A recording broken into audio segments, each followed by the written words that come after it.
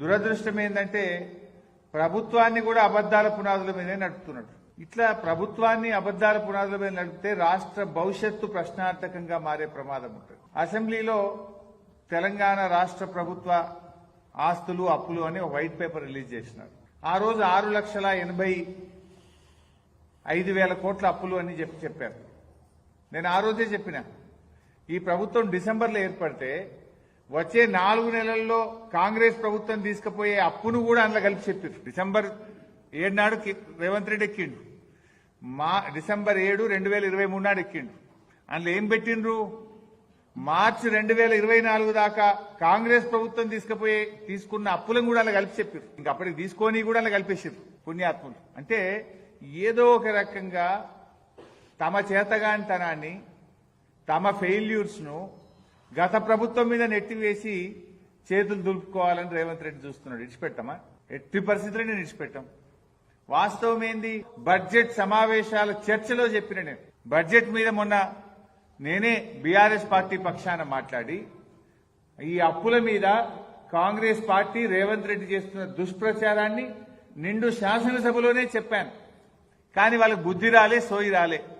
అదే అబద్దాన్ని మళ్లీ మళ్లీ చెప్తున్నారు.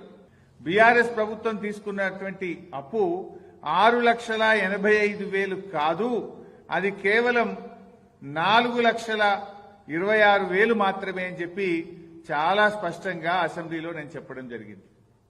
4,26,000ను 6,85 చేసి చెప్తున్నారు. ఆ 4,26,000లో కూడా ఉదయ్ స్కీమ్ కేంద్ర ప్రభుత్వం బలవంతంగా డిస్కాంల అప్పులు రాష్ట్ర ప్రభుత్వం తీసుకోవాలని మెడ మీద కత్తి పెట్టి తీసుకున్న 9,000 ఉన్నాయి. ఆ 4,26లో ఆ 4,26లో కరోనా వచ్చినప్పుడు 2 ఏళ్లు కేంద్ర ప్రభుత్వమే మీరు ఎక్కువ క్యాపిటల్ ఎక్స్పెండిచర్ చేయండి అని మన మీద బలవంతంగా ఒత్తిడి పెడితే 27,000 కోట్లు కరోనా సందర్భంగా చేసిన అప్పు కూడా ఈ 4,26లోనే ఉన్నది. ఇది కాకుండా రాష్ట్రానికి ఆర్థిక సంఘం నుంచి గ్రాంట్ గా రావాల్సినటువంటి 2,459 కోట్లు కేంద్రం గ్రాంట్ గా ఇవ్వాల్సింది అప్పుగా ఇచ్చింది కూడా ఈ 4,26లోనే ఉంది. ఉన్నది 4,26. మొన్న అసెంబ్లీలో చెప్పింది 6,85. ఇవాళ తెలంగాణ ప్రజాపాలన దినోత్సవంలో 7 లక్షల చిల్లర చెప్పిండు ముఖ్యమంత్రిగా. వెంచనే ఉన్నాడు. కానీ అసెంబ్లీలో 6,85 అన్నాడు, ఇవాళ ప్రజాపాలనలో 7 అంటున్నాడు. అసలు 10 ఏళ్ల బీఆర్ఎస్ పాలనలో జరిగిన అప్పు 4,26,000 మాత్రమే.